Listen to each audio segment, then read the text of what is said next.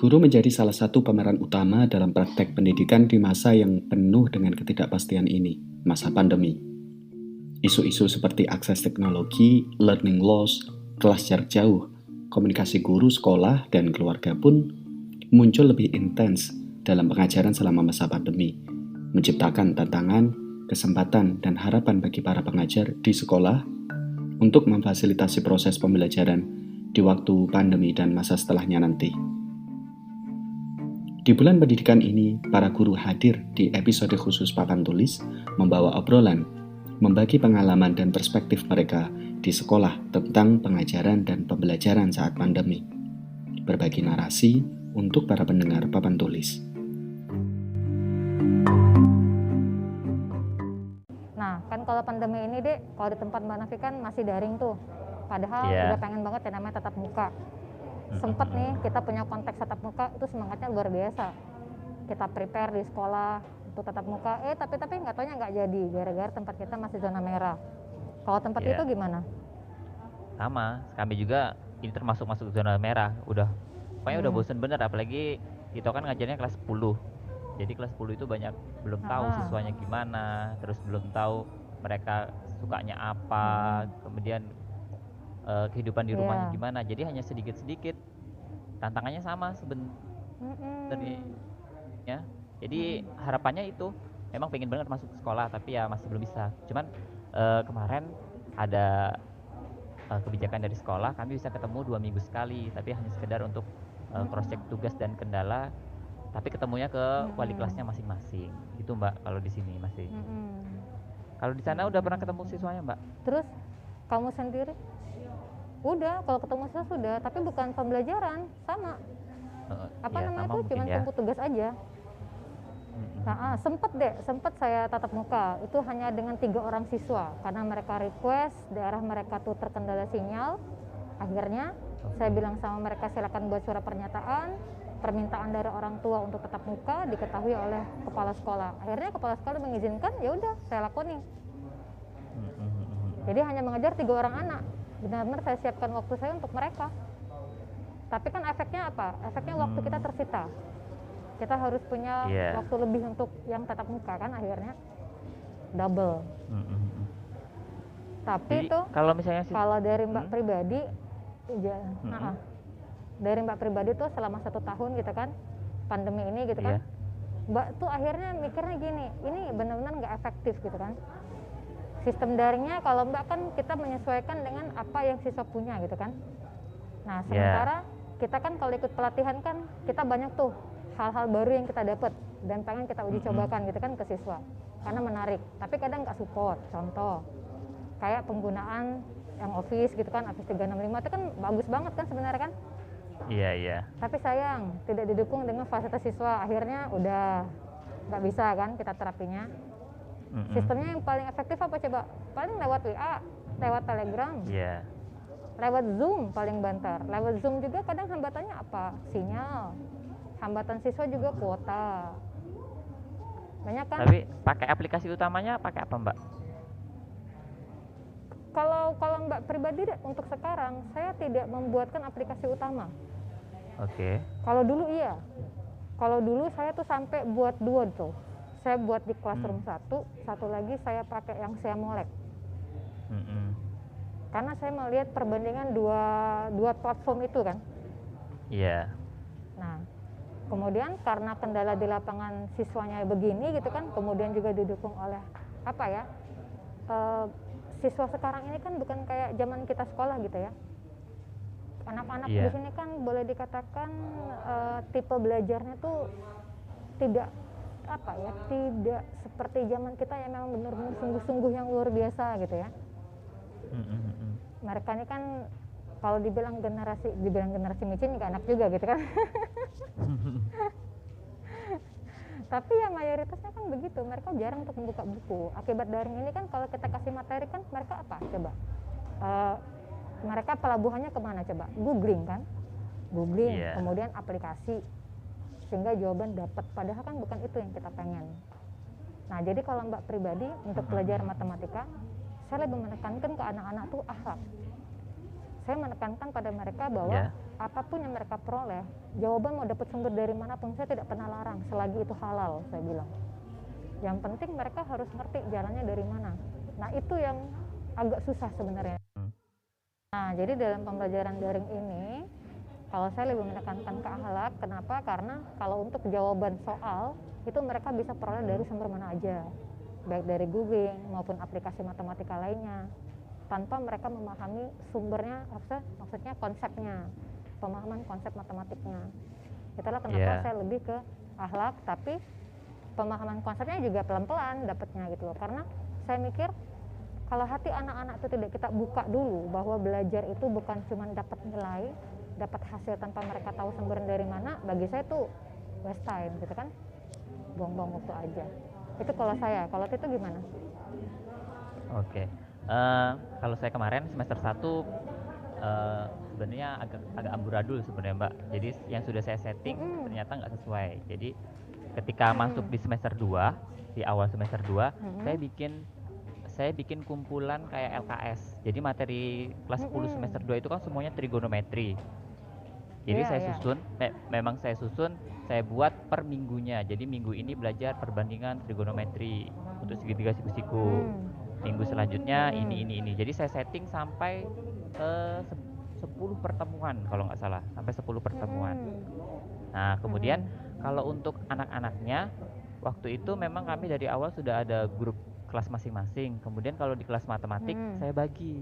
Jadi misalnya di 10 MIA 1 itu karena daerah kami itu siswanya berasal dari 5 desa. Jadi kami bagi per desa.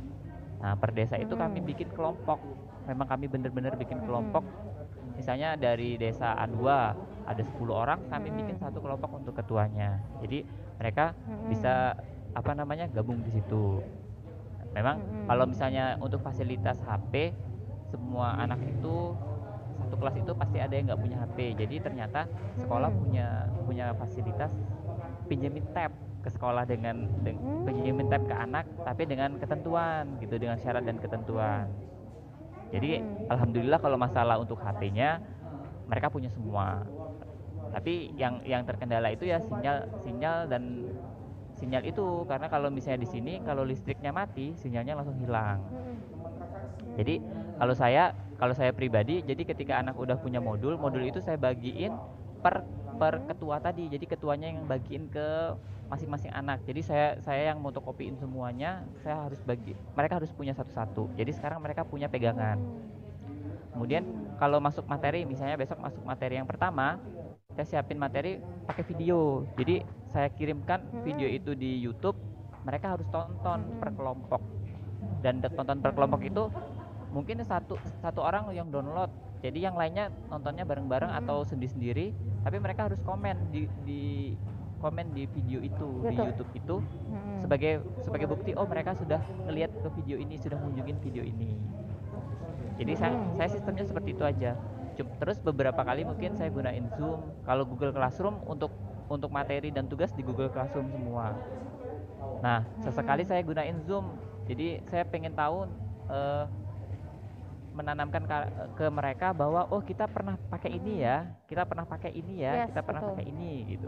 Saya jadi fokusnya hanya sekedar kasih itu dulu supaya mereka tahu oh ternyata pakai Zoom seperti ini, ternyata pakai WhatsApp seperti ini begitu. Kalau di sini, tapi kendalanya itu kalau udah sinyal listriknya nggak ada, jadi kami nggak terjadwal seperti kita belajar seperti biasa, misalnya matematika hari Senin gitu, enggak, kadang malam hari, kadang sore hari. Jadi waktunya lebih fleksibel tapi kesepakatan dengan mereka.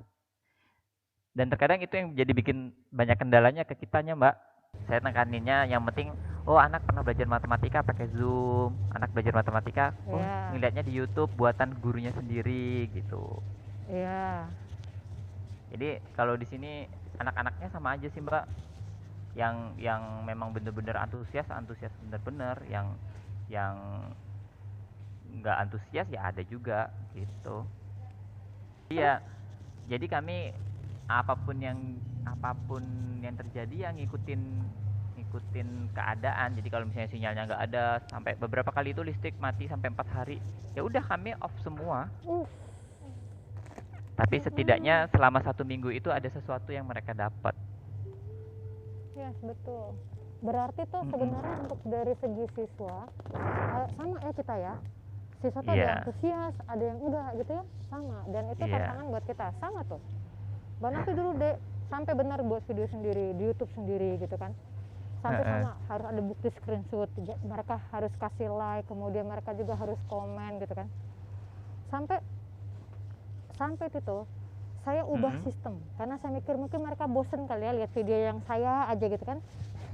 Jadi saya coba ubah sistem, saya ambil menurut saya anak-anak yang mempunyai kemampuan di atas rata-rata lah kalau saya bilang ya, minimal menengah ke atas. Saya ambil 3 orang siswa belajar langsung sama saya di rumah Tito. Jadi saya kasih mereka kewajiban untuk mengimbaskan apa yang mereka dapat dari saya dalam bentuk video. Jadi videonya saya ubah. Saya mikirnya gini, apa mungkin anak-anak bosan ya? Bosan karena saya yang isi gitu kan.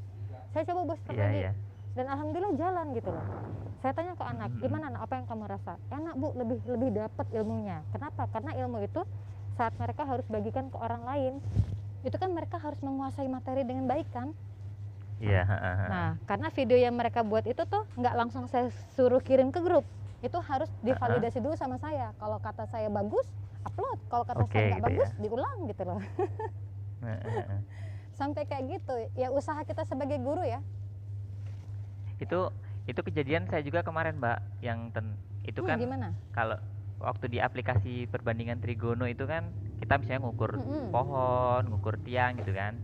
Biasanya kalau tahun lalu sebelum pandemik kita rame-rame tuh di lapangan, di mana di sekolah kan bareng-bareng gitu kan. Betul.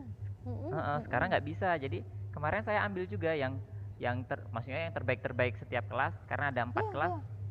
Saya ambil 8 orang, jadi mereka yang bikin.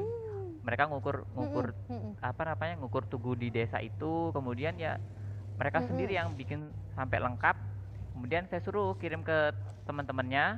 Jadi nanti teman-teman yang lain itu per kelompok juga harus belajar itu dan bikin seperti mereka, tapi dengan objek yang diukurnya beda-beda. Dan ternyata lebih dan ternyata mereka lebih nginget. Oh, itu yang punyanya Ferry bikinnya kayak gitu. Oh, tentang ukurnya kayak gini toh ternyata gitu. Betul. Walaupun nanti saat ujian semester atau ulangan hariannya nilai mereka tetap aja di bawah KKM kan. Kalau bicara nilai kan. Kadang mau bikin soal sesuai dengan indikator yang mau kita capai, takut sendiri. Iya, sakitnya tuh di situ Tito. Tapi Mbak salut ya dengan sekolahmu ya, bisa untuk meminjamkan tab, ada fasilitas itu ya ke siswa. Itu ada dana waktu itu kebetulan dapat Mbak tahun 2020 kan. Jadi ada 120 tab itu ya harusnya khusus untuk kelas 12, tapi karena sudah bentuknya kayak gini dialihkan ke kelas 10, 11, 12 yang nggak punya HP gitu. Tapi jadi, tuh selama pandemi ini ya, ada nggak tuh perasaan lo yang jadi bosen deh jadi guru kayak gini? Oh, bosannya di sekolah. Ada kita ke sekolah doang. Perasaan itu? Kita di sekolah aja tapi nggak ketemu anak-anak, itu yang bikin bosen. Iya, yes, benar. Sementara kadang anak-anak bilang gini, Bu, kenapa kita nggak sekolah? Tapi kenapa orang-orang kondangan kok boleh? Iya, itu yang kadang bikin kan? Susah.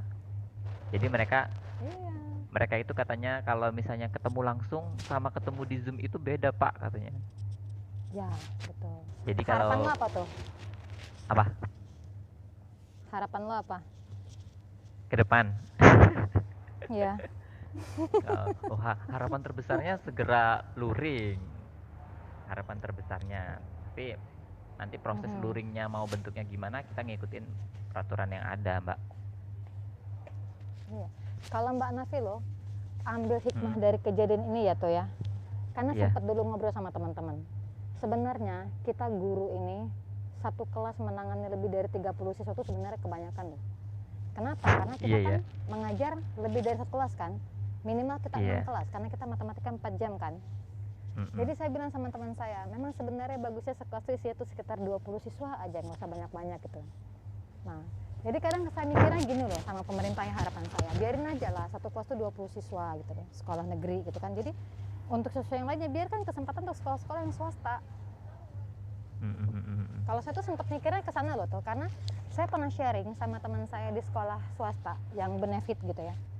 Jadi saya tanya, saya tuh sampai iri loh denger dia cerita tuh iri tuh kenapa? Anak-anaknya antusias banget belajarnya gitu kan, walaupun karena tuh sekolah swasta kan otomatis memang menunjang dari segi finansial kan, finansial orang tua. Jadi saya tanya, kamu sekelas isinya cuma berapa orang? Isinya dia itu cuma 20 orang dan memang gak boleh lebih dari itu. Dan memang bagusnya kan kayak gitu, kita pun lebih fokus kan jadinya. Iya. Kadang saya tuh mikirnya gitu, coba pemerintah tuh ngambil kebijakan kayak gitu loh, udah aman kan, pasti udah tatap muka kan. itu pertama kali saya ngajar di negeri itu Mbak, jadi ya dulu walaupun saya nggak pula-pula pintar kan, tapi cuma dulu masuk apa sekolahnya di unggulan kan, jadi sistem di sana kan kita kelas cuma 25 orang gitu kan, terus belajarnya pagi sampai sore, kemudian kayaknya nggak pernah ada kendala apapun lah gitu kan, gurunya enjoy aja, anak-anaknya gampang-gampang semua gitu kan.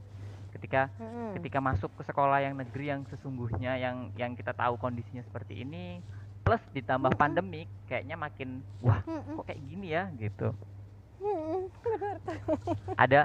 Ada momen kita ngajar di suatu kelas dan semuanya nggak ngerti apa-apa, waduh gawat ini. Yes, betul, itu sedih banget.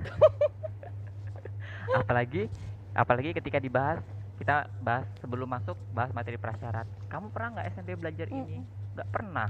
Belajar ini nggak pernah. Waduh, ini tambah bingung lagi. Jadi kadang tantangannya makin besar lagi. Dan sharing dengan teman-teman yang mata pelajaran lain kayak kimia, kayak fisika, mereka tambah, mah matematikanya nggak bisa mas, kayak mana kami ini tambah parah nih kayak gitu kan. Iya, jadi kayak misalnya sharing sama teman pelajaran lainnya kayak kimia, fisika kan yang matematikanya memang dipakai kan. Jadi mereka bilang, waduh, kami udah belajar tentang turunan nih tok gitu kan. Mantap. Di fisikanya, nah kami belum bu, kami belum sampai, ini aja belum mudeng. Nah sudah, tambah pusing itu. Tapi dari semua hal itu kayaknya kita banyak belajar juga Mbak, jadi guru juga. Ternyata yang kita dulu nggak tahu Zoom, kita nggak tahu apa-apa, sekarang banyak tahu gitu, lebih banyak tahu. Jadi kadang saya mikirnya semakin kita ditekan lebih keras, kayaknya upgrade dirinya lebih tinggi lagi, walaupun tantangannya banyak. Betul. Tapi tuh betul tantangannya itu tadi. Tapi itu tadi tuh kita nggak bisa, kalau saya pribadi mikirnya gini, kita nggak bisa memaksakan kondisi anak. Kita pakai fasilitas hana ini hana itu, disitu pemerintah hana itu, tapi kalau anak nggak support nggak bisa lah. Tambah bingung kan gitu. Sampai saya bilang sama teman saya, coba kalau kita nih guru nih disuruh pakai fasilitas hana itu, maaf sekali, adakah kita guru dikasih fasilitas? Ya kan? Contoh misalnya, kasih dong guru fasilitas apa sih, minimal HP yang support. Nah, anak-anak juga kasih fasilitas HP yang support. Jadi jangan hanya bisa menuntut anak-anak harus daring, tapi anak tidak diberi fasilitas. Fasilitas yang diberikan hanya apa? Kuota.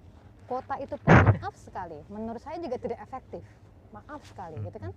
Kemudian dapat kuota juga kan terbatas, kan gitu. Jadi banyak sekali koreksi kalau dari saya pribadi nanggepinnya. Jadi kadang sama anak-anak saya cuma bilang, syukuri nak, Hayati, sekolah lo benar-benar, suatu saat kamu yang ganti mereka orang. Iya. Karena jadi, apa ya, pengalaman mengajar ya, selama 12 tahun lebih mengajar, jadi itu yang ada dalam diri saya gitu ya, kekecewaan terhadap pemerintah.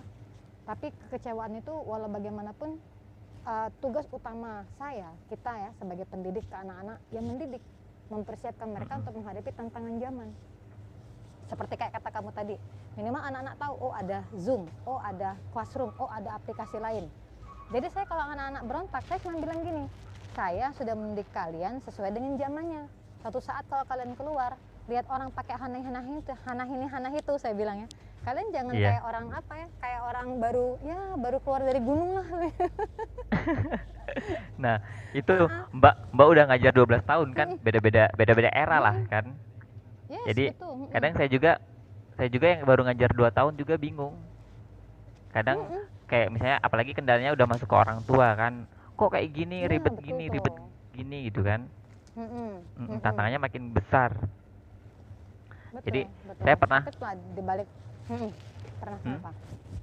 ya Terus saya kamu pernah kenapa? ngasih ke anak, yang penting kamu ikutin apa yang mau diajak sama guru-gurunya gitu aja. Betul, betul tuh. Tito wali kelas nggak? Kebetulan ya Mbak. Nah, alhamdulillah, Mbak juga wali kelas. Kalau boleh tahu, kamu menghadapi pandemi ini sebagai wali kelas, apa yang kamu lakukan? Kemudian kamu melihat kondisi anak didik kamu yang seperti itu. Kalau saya dari awal pokoknya bikin mereka di kelas saya itu bikin teman sejawat yang pertama. Kemudian yang kedua, saya mau mastiin setiap hari mereka ngelakuin sesuatu. Jadi kan kita kan ada jadwal, sudah setiap guru ngasih materi, ngasih tugasnya kapan gitu kan. Jadi sembari yang cross check tadi, harus rajin-rajin tuh nanyain mereka. Iya, bikin teman sejawat yang deket rumahnya. Kemudian yang kedua, yaitu harus intens tuh ngubungin mereka Mbak, nanyain ngapain, pokoknya nanya-nanyain ada kendalanya apa. Kemudian ketika 2 minggu sekali kan kita ketemu, baru tuh cerita yang banyak gitu kan. Cuman kadang itu ada beberapa anak yang nggak bisa ditangkepin, maksudnya yang nggak nanggepin secara langsung gitu kan. Jadi ujung-ujungnya ya kadang ada rasa kesel juga. Udah ini gurunya udah ngubungin, udah usaha nelponin, dia masih aja cuek. Cuman takutnya kalau semakin dijauhin, dia makin jauh dengan kita gitu kan. Betul. Kadang ada beberapa anak. Oh, kebetulan ada Mbak. Jadi tapi nggak semua wali masuk di situ. Jadi pernah beberapa kali saya sampai ngomong ke orang tua, Pak, saya mau minta dong foto anak-anak sedang ngapain di rumah gitu kan. Dikirimin tuh di grup. Kemudian ada juga yang kayaknya anaknya ngerjain loh Pak, kayaknya anaknya megang buku di rumah. Tapi ternyata enggak ya katanya kan, sampai nggak percaya gitu. Nah itu mungkin beberapa anak yang kayak gitu. Terus paling jawaban anaknya tugasnya banyak, materinya banyak, mata pelajarannya banyak. Itu Pak katanya kan. Jadi saya sempat kemarin baca yang katanya ada wacana kalau SMA itu nanti bentuknya kayak SMP gitu kan. Jadi yang fisika kimia biologinya digabung jadi satu gitu kan. Kemudian yang IPS-nya digabung jadi satu. Sebenarnya saya agak senang juga sih ada itu. Jadi beban anak sebenarnya semakin sedikit, tapi apa yang mereka dapat makin banyak gitu. Kalau sekarang kayaknya 15 mata pelajaran itu banyak bener dan semuanya semuanya ngasih. Tapi lewat-lewat aja. Yes. Benar. Sama hanya matematika wajib sama minat lah Mbak. Kadang saya mikirnya matematika wajib ini kan nanti dipakai untuk di minat. Wajib aja dia nggak bisa, belum bisa, langsung dijejelin di minat gitu loh. Benar. Kalau di sana gimana Mbak? Sebenarnya kalau menurut Mbak kan pembelajaran daring ini kan belum cocok untuk anak usia mereka. Ya kan? Iya. Kalau anak-anak kuliahan mungkin lah, anak kuliahan tapi yang sudah semester atas lah, kan gitu. Dipaksain ya jadinya, kelihatannya. Iya, dipaksain. Itu aja. Kalau Mbak boleh sedikit sharing tuh menghadapi permasalahan kamu seperti kata kamu tadi, kamu baru 2 tahun kan? Karena dulu Mbak juga seperti itu tuh. Seperti itu. Sampai akhirnya ketemu sama senior, dibilang, Novi udah jangan tau dipikirin, nanti kamu stroke. Bener juga kan? Kita mikirin orang gitu kan, karena kita sungguh-sungguh ya sebenarnya, sungguh-sungguh dan dari hati gitu ya, bukan dibuat-buat. Mikir, sampai akhirnya Mbak berpikir, seiring berjalan waktu Mbak mikir, saya bilang sama anak-anak, tugasnya ini mendidik loh nak, bukan hanya menyampaikan isi buku matematika ke kalian. 10 tahun yang akan datang setelah kau tamat dari sekolah, jangan lupa kamu hubungin saya, ini nomor HP saya tidak akan pernah saya rubah kalau umur saya panjang. Sampai saya gituin gitu. Jadi maksud saya itu juga jangan dibuat stres gitu loh, pelan-pelan aja juga. Yang penting itu tadi tuh, karena ini nih banyak ya, kita berbicara Indonesia lah ya. Ya kita sama-sama tahu kan gimana tempat kita gitu kan, yang saya harap banyak. Terputus ya Mbak? Jadi kalau Mbak pribadi adalah tinggal bagaimana fokus lagi cuman ke akhlak tuh. Akhlak, begitu mereka saya rasa sudah siap untuk benar-benar belajar, baru saya masuk ke materi. Kalau saya gitu. Oke Mbak. Jadi kalau Mbak misalnya kita kan tuntutan ini Mbak ya, ngomongin tuntutan idealnya, tuntutan ideal KD misalnya di semester ini kan kalau matematika kelas 10 itu 3 KD. Nah kalau Mbak nyiasatinnya gimana? Oh, KD tetap. Ya. Karena waktu di awal pembelajaran itu kan Mbak Nafi sampaikan ke mereka. Waktu awal pertemuan sama mereka, yang pertama saya kasih tahu, ini loh nak materi yang akan kita pelajarin. Nah, itu dari awal sudah saya berikan. Nah, kemudian seperti saya bilang tadi, saya lihat kondisi mereka, intinya oke, saya harus bersihin mereka dulu nih. Nah, saya bersihin mereka, itulah saya balik ke akhlak tadi kan tuh.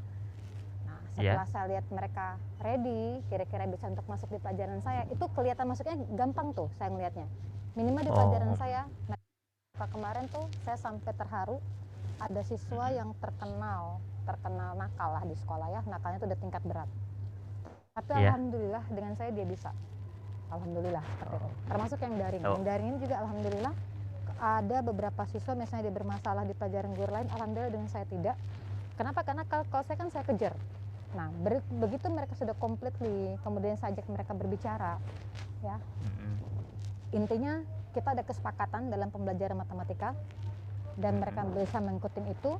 Saya nggak butuh waktu lama untuk hal seperti itu tuh. Sehingga sekitar waktu 3 minggu lah pelajaran bisa nggak kayak gitu. Nah, kemudian saya juga open sama mereka, selama daring ini saya boleh diganggu 24 jam. Jadi kalau misalnya sama berarti, Mbak. Yang kalian tidak paham, kalian boleh tanya. Iya betul, saking kita memang benar-benar pengen kan. Nah, dan saya waktu saya beri motivasi pada mereka tuh, saya bilang tidak menutup kemungkinan satu di antara kalian nanti, saya tunjuk tuh ya nakal-nakal gitu kan, kamu ke depan jadi orang. Saya gituin. Jadi ya karena pada dasarnya kan anak-anak tuh mereka kurang perhatian akan di sana, kurang pencerahan akan di sana. Karena memang bagi saya, ya itu tadi ya, karena saya dari pengalaman, saya mikirnya, saya bilang sama anak-anak, sama kalau saya punya makanan, saya harus taruh ini di wadah yang bersih. Nah, saya butuh wadah yang bersih dulu. Saya minta mereka untuk membersihkan hati mereka masing-masing supaya ilmu yang mereka dapat dari saya bisa dapat. Kayak gitu. Nah, kalau tentang KD minimal semua sudah saya sampaikan karena memang dari awal saya sudah kasih tahu ini loh materi kita. Nah, terkait nilai rapot, ya kan? Nah, nilai rapot itu adalah sebanding dengan apa yang mereka lakukan. Itu saya bilang. Kamu minta nilai berapa dengan saya? Saya kasih. Saya kasih mereka gambaran. Ini loh kenapa matematika itu penting. Kamu mau ikutan dinas, matematika dilihat orang. Nah, sekarang saya bilang sama mereka, kamu minta nilai dengan saya? Oke, saya kasih. Gampang kok, asalkan peraturan antara kita kalian ikuti. Alhamdulillah selama saya ngajar, alhamdulillah bisa sendiri. Saat mereka masuk ke dalam instansi itu, maka mereka akan terguling dengan sendirinya kalau mereka tidak mau merubah cara belajarnya. Jadi saya kayak gitu tuh, tetap materi-materi yang di KD tetap disampaikan. Oke, berarti intinya kita fokusnya pastikan ke akhlak, tapi KD-KD itu harus tetap kita capai kan. Saya kemarin juga bikin kesepakatan juga sih Mbak dengan mereka ketika setiap pertemuan itu kan pasti ada tugasnya, kita ngerjain soal berapa. Jadi saya halalkan untuk saling diskusi, untuk tukeran apa terserah gitu kan. Jadi saya pernah mancing. Jadi ya. Gimana Tito? Iya, jadi saya pernah ngasih kesepakatan ke mereka Mbak. Jadi beberapa kali itu minggu-minggu pertama itu kan sudah bikin grup ya, kita bikin grup kelas.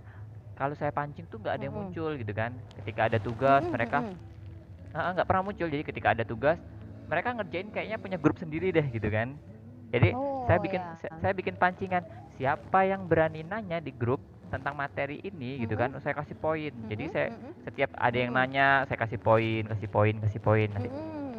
Terus misalnya siapa yang berani ngirimkan jawabanmu walaupun tidak selesai, saya kasih poin. Jadi ada misalnya dia langkah pertama kedua bisa, sampai sini mentok. Nah, itu yang saya paling apresiasi jadinya. Pak, saya sudah sampai sini tapi saya nggak bisa. Lanjutannya apa? Nah, itu yang paling saya kejarin tuh anak-anaknya yang sekiranya kayak gitu. Kemudian ada beberapa kali saya bikin skenario di belakang kelas. Jadi waktu itu di 10 IIS kalau nggak salah. Jadi anak-anak yang sekiranya mereka tahu, mereka udah paham duluan, saya japriin. Jadi nanti kalau bapak udah masuk, kamu kirim ini ya, kamu harus kirim ini ya, gitu kan. Kamu harus nanggepin ini ya, supaya apa, teman-teman yang lain biar berani nanggepin juga gitu. Betul. Beberapa kali saya sempat pernah kayak gitu, dan ternyata muncul beberapa berani nanya gitu kan. Terus kalau untuk kendala, saya pernah kasih kesepakatan juga dengan mereka, tidak ada japri ya, semua tentang tanya tugas, tanya soal, kita semuanya masuk di grup. Jadi di grup itu silakan tanya apapun. Nah, tapi kalau ujian baru kita sendiri-sendiri gitu. Saya selalu bilang kayak gitu ke anak-anak. Tapi jadi dari situ mulai dikit-dikit ada yang muncul, ada yang berani muncul gitu kan. Jadi kalau nggak ada yang beberapa kali anak itu nggak pernah muncul sama sekali, kita japri. Mereka berani dulu kan, karena ada beberapa siswa itu yang memang silent reader lah kalau di grup itu kan, nggak pernah ngapa-ngapain, mungkin cuma baca doang. Jadi kita nggak tahu perkembangan mereka tuh ada nggak sih, mereka tuh ikut nggak gitu kan. Kalau di Zoom kan kita kelihatan muka-muka mereka, cuman kalau di WA kan kadang kita hanya sebatas yang komen ini, yang pernah muncul ini, yang nanggepin ini gitu kan. Jadi itu sesekali pernah bikin skenario di belakang kelas dengan anak-anak yang bisa diandelin di kelas itu. Oke Tito, jadi dengan adanya pandemi ini, kalau misalnya boleh Mana kesimpulkan bahwa kita kayaknya sama-sama punya niat yang baik ya. Apapun tantangannya kita hadapi gitu kan, demi pendidikan anak bangsa ya. Tapi kalau dari Mbak pribadi, berharap kepada pemerintah, silakan kalau pembelajaran daring ini masih tetap harus dilaksanakan, tapi tolong perhatikan fasilitas daripada untuk pendidik itu sendiri, terutama juga untuk siswa ya. Jadi siapkanlah, tidak ada salahnya kalau pemerintah pun memberikan fasilitas handphone untuk anak-anak itu, karena kadang kasihan siswa kadang di sekolah saat daring itu mereka hanya ada satu handphone, di mana handphone itu dipakai oleh orang tuanya. Jadi mereka bisa pakai handphone itu setelah orang tuanya pulang kerja, kan kasihan juga ya gitu. Dan harapan saya juga pandemi ini segera berakhir dan biarkan tatap muka. Kalau dari Tito gimana? Iya, kalau saya juga berharap gitu Mbak. Jadi harapan saya juga segera pandemi ini segera berakhir. Terus tapi apa yang sudah kita lewatin selama pandemi COVID ini masih kita lanjutin. Jadi kalau misalnya nanti pembelajaran udah di kelas, kita masih kolaborasiin dengan pembelajarannya daring. Tapi untuk nggak full daring seperti yang sekarang, tapi kita kolaborasiin. Kita nanti bagian ini kita daring ya, bagian ini kita luring gitu. Jadi apa yang sudah kita dapat selama setahun ini, pengalaman ini nggak setelah pandemi kita langsung kayak merdeka hore gitu kan. Tapi lebih kita kolaborasiin supaya lebih menyenangkan lah, apalagi kayak belajar matematika ini. Kalau saya harapannya gitu Mbak. Dan tentunya pemerintah harus mendukung penuh, terutama sekolah-sekolah yang kita seperti sekolah-sekolah di negeri ini.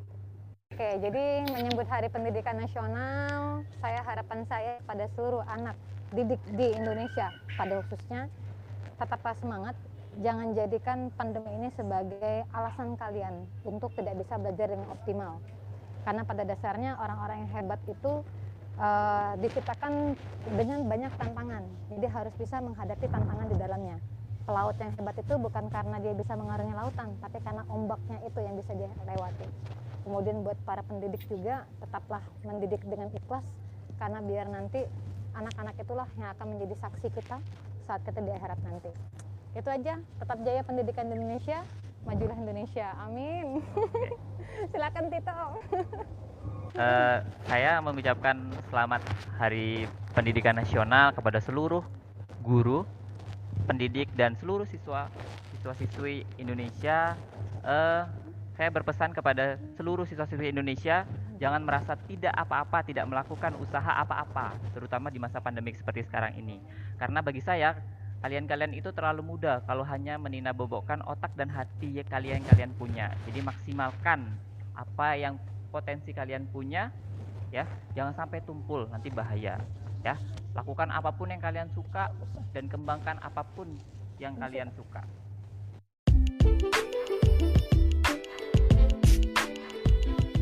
Terima kasih telah mendengarkan dan ikut serta membangun narasi pendidikan yang lebih baik lewat Papan Tulis. Ikuti kami di Instagram @papantulispodcast. Dan juga ikuti episode-episode Papan Tulis dari manapun teman-teman mendengarkan podcast.